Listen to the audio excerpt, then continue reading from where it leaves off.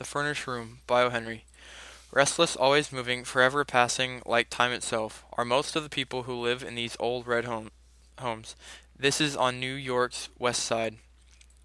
The people are homeless, yet they have 100 homes. They go from furnished room to furnished room.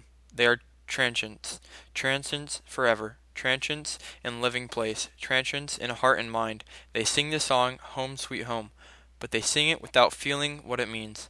They can carry everything they own in one small box. They know nothing of gardens. To them, flowers and leaves are something to put on a woman's hat.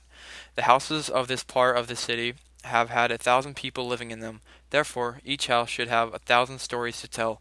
Perhaps most of these stories would not be interesting, but it would be strange if you did not feel, in some of these houses that were among people you cannot see, the spirits of some who had lived and suffered there must surely remain, though their bodies had gone. One evening a young man appeared, going from one to another of these big old houses, ringing the doorbell. At the 12th house he put down the bag he carried. He cleaned the dust from his face. Then he touched the bell. It sounded far, far away, as if it were ringing deep underground. The woman who owned the house came to the door. The young man looked at her. He thought that she was like some fat, colorless, legless thing that had come up from a hole in the ground, hungrily hoping for something or someone to hear. He asked if there was a room that he could have for the night. "Come in," said the woman. Her voice was soft, but for some reason he did not like it. "I have the back room on the third floor. Do you wish to look at it?" The young man followed her. There was a little light in the halls. He could not see where that light came from. The covering on the floor was old and ragged. There were places in the halls made perhaps to hold flowering pots. If this were true, the plants had died long before this evening. The air was bad. No flowers could have lived in it for long. "This is the room," said the woman in her soft, thick voice. "It's a nice room. Someone is usually living in it. I had some very nice people in it last summer. I had no trouble with them. They paid on time. The water is at the end of the hall. Sprouse and Mooney had the room for 3 months. You know them? Theater people? The gas is here. You see, there is plenty of space to hang your clothes. It's a room everyone likes. If you don't like it, someone else will take it soon." "Do you have many theater people living here?" asked the young man. "They come and go. Many of the people work in the theater."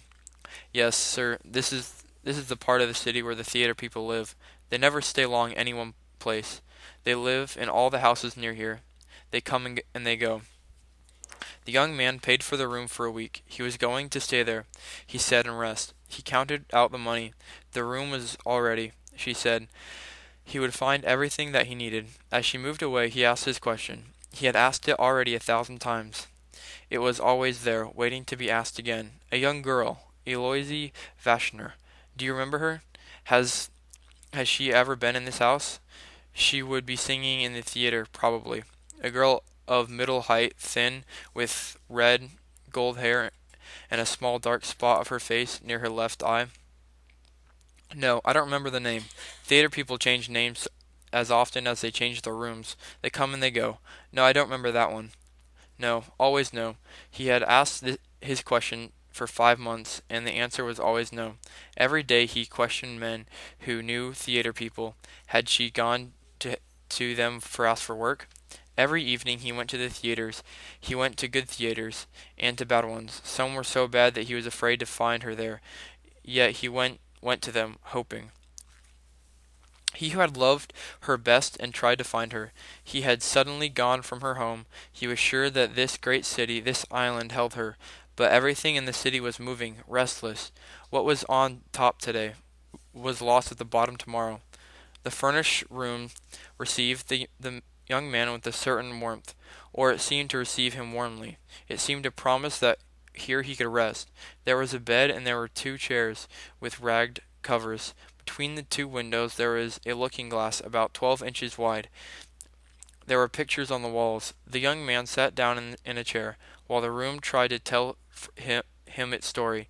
The words it used were strange, not easy to understand, as if they were words of many distant foreign countries. There was a floor covering of many colors, like an island of flowers in the middle of the room. Dust lay all around it. There were bright wallpaper on the wall. There was a fireplace. On the wall above it, some bright pieces of cloth were hanging. Perhaps they had been put there to add beauty to the room.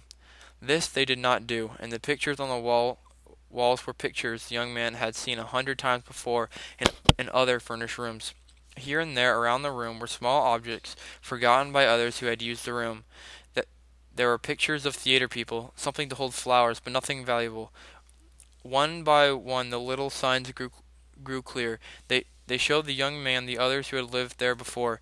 In front of the looking glass there was a thin spot in the floor covering. That told him that the woman had been in the room. Small finger marks on the wall told of children trying to feel their way to sun and air. A larger spot on the wall made him think of someone in anger throwing something there. Across the looking glass some person had written the name, Mary. It seemed to him that those who had lived in the furnished room had been angry with it and had done all they could to hurt it. Perhaps their anger had been caused by the room's brightness and its coldness, for there was no true warmth in the room. There were cuts and holes in the chairs and in the walls. The bed was half broken. The floor cried out as if in pain when it was walked on. People for a time had called this room a home, and yet they had heard it. This was a fact not easy to believe, but perhaps it was, strangely, a deep love of home that was the cause. The people who had lived in the room perhaps never knew what a real home was, but they knew that this room was not home. Therefore their deep anger rose up and made them strike out. The young man in the chair allowed these thoughts to move one by one softly through his mind. At that time sounds and smells from other furnished rooms came into the room. He heard someone laughing in a manner that was neither happy nor pleasant. From other rooms he heard a woman talking too loudly, and he heard people playing games for money, and he heard a woman singing to a baby, and he heard someone sweeping. Above him there were music. Doors opened and closed. The trains outside rushed noisily past. Some animal cried out in the night outside. And the young man felt the breath of the house. It had a smell that was more than bad. It seemed cold and sick and old and dying. Then suddenly, as he rested there, the room was filled with strong, sweet smell of a flower, small and white, named mignonet. The smell came so surely and so strong that it almost seemed like a living person entering the room, and the man cried aloud, "What, dear?" as if he had been called. He jumped up and turned around. The rich smell was near and all around him. He opened his arms for it. For a moment he did not know where he was or what he was doing. How could anyone be calling by a smell? Surely it must have been a sound. But could a sound have touched him? "She has been in this room," he cried, and he began to seek some sign of her. He knew that if he found any small thing that had belonged to her, he would know that it was hers. As if she had only touched it, it would know. This smell of flowers that was all around him, she had loved it and had made it her own. Where did it come from? The room had been carelessly cleaned. He found many small things the woman had left, something to hold her hair in her place, something to wear in the hair to make it more beautiful, a piece of cloth that smelled of another flower, a book, nothing that had been hers, and he began to walk around the room like a dog hunting a wild animal. He looked in corners. He got down on his hands and knees to look at the floor. He wanted something that he could see. He could not realize that she was not there beside him. Around, against, within, above, near to him, calling him. Then once again he felt the call. Once again he answered loudly, "Yes, dear," and turned wild-eyed to look at nothing, for he could not yet see the form and color and love and reaching arms that were there in the smell of white flowers. Oh gosh, where did the smell of flowers come from? Since when had the smell had a voice to call? So he wondered and went on seeking. He found many small things left by many who had used the room, but of her who may have been there, whose spirit seemed to be there, he found no sign. And then he thought of the owner. He ran from the room with its smell of flowers, going down into a door where he could see a light. She came out. He tried to speak quietly. "Will you tell me?" he asked her. "Who was in my room before I came here?" "Yes, sir, I can tell you again. It was Sprowls and Mooney, as I said. It was really Mr. and Mrs. Mooney, but she used her own name, theater people, to do that." "Tell me about Mrs. Mooney. What did she look like?" "Black haired, short and fat. They left here a week ago." "And before they were here?" "There was a gentleman, not in the theater business. He didn't pay. Before him was Mrs. Crowder and her two children. They stayed for 4 months. And before them was an old Mr. Doyle. His sons paid for him. He had the room 6 months. That is a year. And farther I do not remember." He thanked her and went slowly back to his room. The room was dead. The smell of flowers had made it alive, but the smell of flowers was gone. In its place was the smell of the house. His hope was gone. He sat looking at the yellow gaslight. Soon he walked to the bed and took the covers. He began to tear them into pieces. He pushed the pieces into every open space around the windows and door. No air, now, would be able to enter the room. When as he wished it, he put on the burning gaslight. Then, in the dark, he started the gas again, and lay down thankfully on the bed. It was it was Mrs. McCool's night to go and get them something cold to drink. So she went and came back, and sat with Mrs. Purity in one of those rooms underground where the women who own these old houses meet and talk. "I have a young man in my third-floor back room this evening," said Mr. Purity, taking a drink. "He went up to bed 2 hours ago." "Is that true, Miss Purity?" said Mrs. McCool.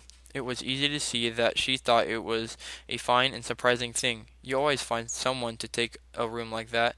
I don't know how you do it. Do you tell him about it?" "Rooms," said Mrs. Purity in her soft, thick voice, "are furnished, to be used by those that need them. I did not tell him, Mrs. McCool." "You are right, Miss Purity. It's the money we get for the rooms that keeps us alive. You have the real feelings for business. There are many people who wouldn't take a room like that if they knew. If you told them that someone had died in the bed and died by their own hand, they wouldn't enter the room. As you say, we have our living to think of. And Mrs. Purity, yes, it is true. Only 1 week ago, and I helped you there in the third-floor back room. She was a pretty little girl, and to kill herself with the gas. She had a sweet little face, Miss Purity. She would have been called beautiful, as you say. And Miss Purity, except for that dark spot she had growing on her left eye, do you fill do, do fill up your glass again, Miss McCool?"